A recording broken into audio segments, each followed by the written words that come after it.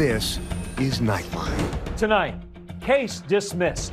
The new epic development in the legal battle between It Ends With Us stars Blake Lively and Justin Baldoni. Stop walking through this party following me around. Can you just shut up for 1 second? The $400 million blow in the litigious tangle involving Lively superstar husband Ryan Reynolds.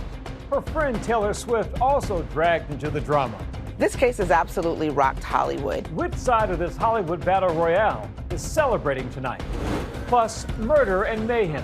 The comedic duo behind the new horror comedy, I Don't Understand You. I was trying to be sexy there. You were not. Andrew Rannells of Girl. I had sex with a guy whose butt this was modeled after. And Nick Kroll of Big Mouth. Are the knuckles the knees of the finger? Finger knees. Team up in a comedy with a twist. Oh, I don't want to do this anymore. No, this can't be like a thing we start doing in LA. Yeah. We had an absolute blast. We did. What are you doing? Getting rid of the evidence. What they say is the big gay takeaway. I think it's important to remind people that gay people can commit murder too. And remembering Sly Stone. The trailblazing singer of huge hits like Everyday People, taken to the airwaves in The Ed Sullivan Show. From ABC News headquarters in New York, this is Nightline. Good evening. Thank you for joining us. Tonight, a jaw-dropping development in the biggest legal battle in showbiz today. Blake Lively versus Justin Baldoni. The judge dismissing one side's $400 million suit and sending shockwaves throughout Hollywood. A shocking new twist in the dramatic legal battle between actress Blake Lively and actor-director Justin Baldoni. In a huge victory for Lively, a federal judge in New York today dismissing Baldoni's $400 million lawsuit against her.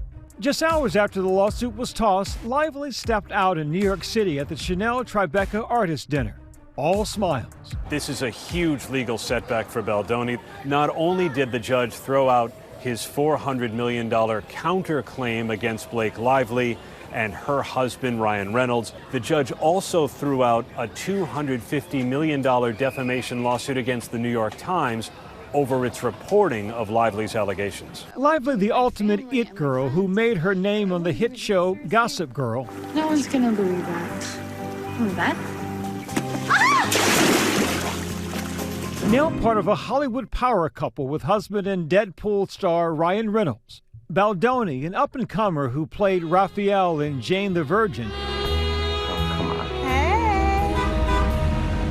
Hey. Their epic fallout stemming from their co-starring roles in last summer's movie, It Ends With Us, also directed by Baldoni. I want to see you again. Now you see me. The feud first became public in an explosive New York Times article back in December.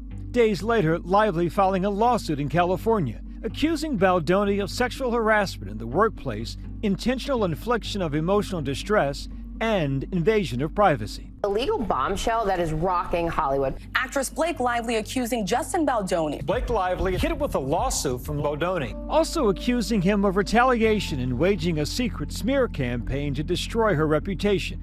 Baldoni quickly countersued, alleging extortion and defamation by Lively, Reynolds, and her publicist. This case has absolutely rocked Hollywood. You have one of the world's biggest movie stars, Ryan Reynolds, and his wife, Blake Lively, going up against Justin Baldoni, and seeing that Baldoni's countersuit was thrown out of federal court today is colossal. ABC News reached out to Baldoni's team but did not hear back. Judge Louis Lyman also leaving a door open for Baldoni's team to refile some of their claims. Justin Baldoni was given until June 23rd to refile some of his claims. Not all of them can be brought, but there are some contractual claims that he can try to refile. But whatever the lawsuit ends up being, it will be much, much narrower than the original claim. The actress weighing in on Instagram, writing, "I felt the pain of a retaliatory lawsuit, including the manufactured shame that tries to break us. While the suit against me was defeated, so many don't have the resources to fight back." Lively's legal team also claiming the win. Their statement reading in part, "Today's opinion is a total victory and a complete vindication. As we have said from day one, this $400 million lawsuit was a sham. The court saw right through it." The now long simmering feud between Baldoni and Lively, allegedly beginning on the set of their 2024 movie, It Ends With Us, was poised to be a summer blockbuster. It seemed to me it was a match made in heaven, promotional-wise. That didn't occur.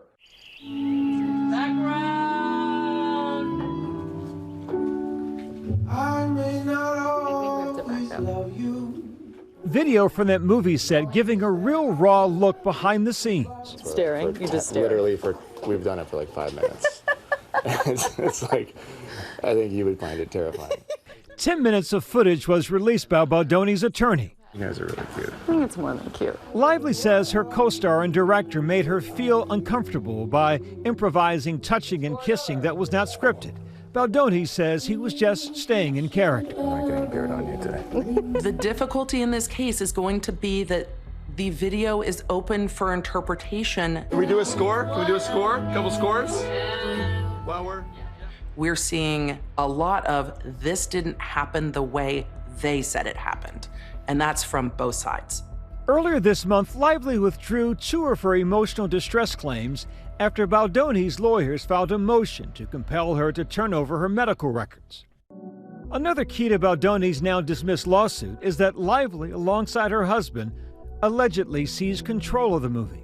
She got very deeply involved in It Ends With Us, which is part of the dispute with Justin Baldoni because he clearly feels, rightly or wrongly, that his movie was somewhat stolen from him. Baldoni used the film's famous rooftop scene as an example of what he called Lively's interference. Too far. Baldoni says Lively asked if she could take a pass at writing that scene. He alleges that during a visit at Lively's Manhattan penthouse, Rannells and a famous friend both praised her script in front of him.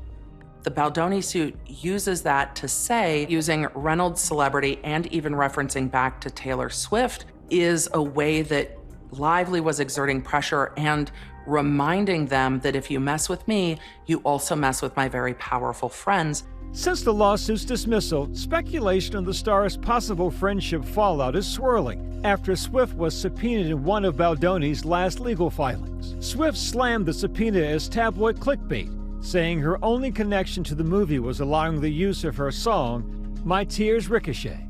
We're not quite sure if what we've seen is a falling back when it comes to the friendship between Blake Lively and Taylor Swift, but it most certainly seems that way because, of course, Taylor's name was mentioned as part of this.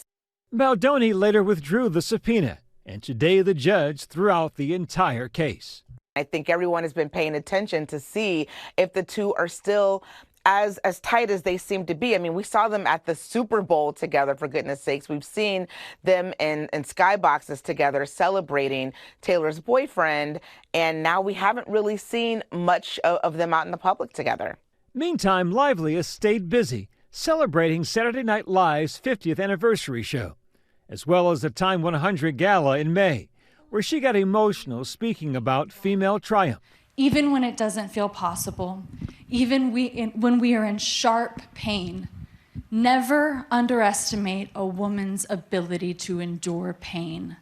Recently promoting her Prime Video movie, Another Simple Favor. To old friends, new beginnings, and not getting poisoned. And now the movie's sequel is uncertain, with Baldoni holding the rights, legal drama clouding any plans to reunite the stars. This was an entire saga. It ended up ensnaring Taylor Swift and other celebrities. But at bottom is Blake Lively's claim in California that she was subjected to workplace harassment, to sexual harassment. That still needs to be litigated. The court of public opinion is a whole different beast altogether. I think that people are pretty much done in trying to decipher who's right, who's wrong, who's problematic, and who isn't. When we come back, the big screen comedy duo of Andrew Rannells and Nick Kroll dish on their new project, a big gay horror comedy, the murderous twist no one saw coming, not even them. I can't see a thing. There's no power. Oh my God. It was an accident.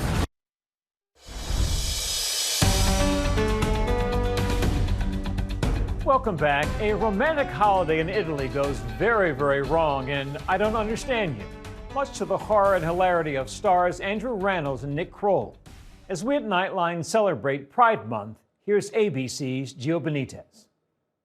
Nick Kroll, Andrew Rannells, welcome to Nightline. Thanks for having us. Okay, so can I just tell you how this made me feel? Because we were like, okay, this is a nice, sweet, gay rom-com, right? You still have your wallet? It's in my front pocket. Okay, because there's a lot of pickpockets Oh my here. God, it's in my front pocket. Okay, that's what I was trying to be sexy there. All of a sudden, my mouth drops, Yeah. my jaw drops, and then it happens again, and then it becomes probably one of the craziest movies I've ever seen. This is a bad omen. What do we do? We can do CPR. We took the class. So was CPR for infants. Is that how you felt reading the script? When I first read it, I didn't know where it was going. And I was thinking, okay, so this is for Nick and I to be like a gay couple, and we're talking about adoption, and it'd be fun to go to Italy, and this all sounds fun. And then that first turn happens, and I didn't see it coming. I didn't read the script. Yeah. So I just sort of was like, free trip to Italy. Italy's calling.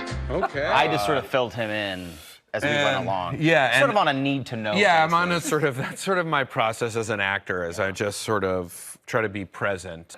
We had an absolute blast. We did. And also being released during Pride Month, I'm sure it's not lost on you that here's a story that's being told. Yeah, I think it's important to remind people that gay people can commit murder too.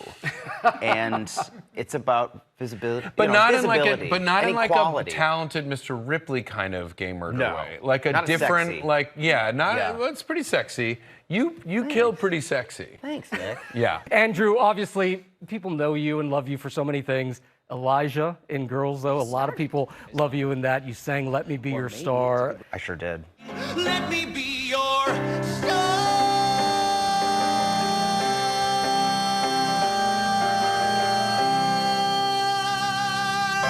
I think that show sort of put me into a category where I think a lot of women that I will meet on the street or something all think that I'm like a gay for hire. Like I'll be their gay friend.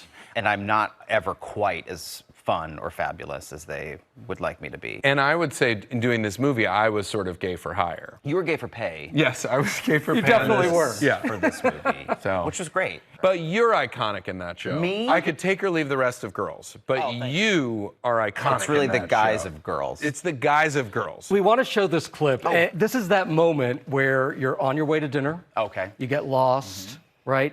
Things start happening. Let's take a look at this. Okay, press down on the accelerator. Okay. Come on, come on, come on, come on.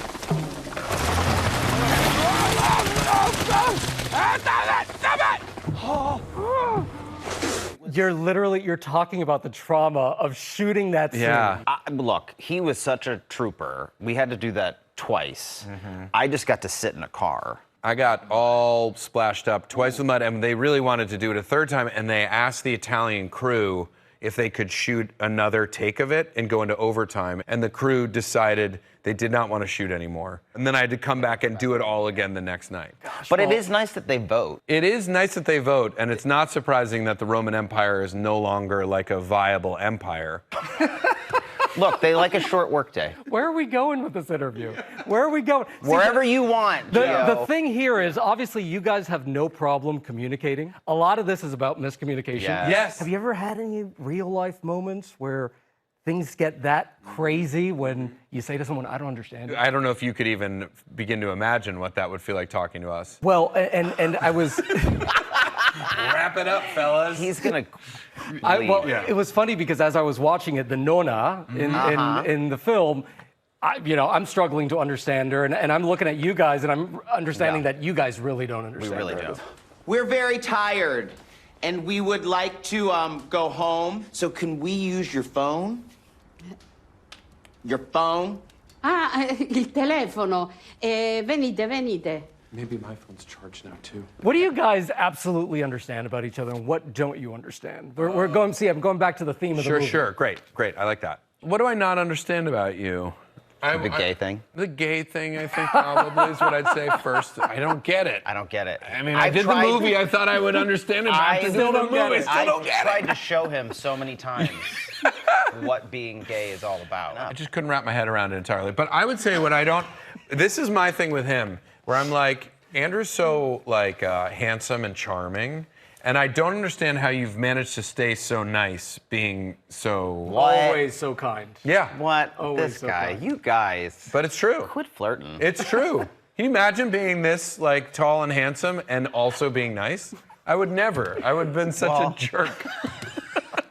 I feel like this really sort of bonded us in a new way because we had been friends before we started, but this was really, obviously, a very intense experience to be away from home and to be in a, like, you know, it was, it really did sort of bond us I agree. together. But I still, I still won't give you my number. No. Just so we're clear. Yeah, I have to speak to him through his publicist.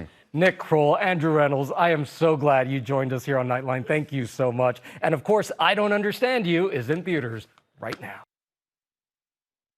Our thanks to Gio. When we come back, remembering the funky, fabulous Sly Stone behind hits like If You Want Me to Stay. If you want me to stay, I'll be around that day to be available for you to see.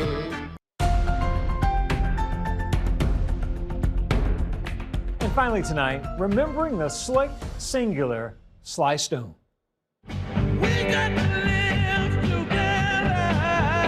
It was 1968 when Sly and the Family Stone performed their hit Everyday People on The Ed Sullivan Show.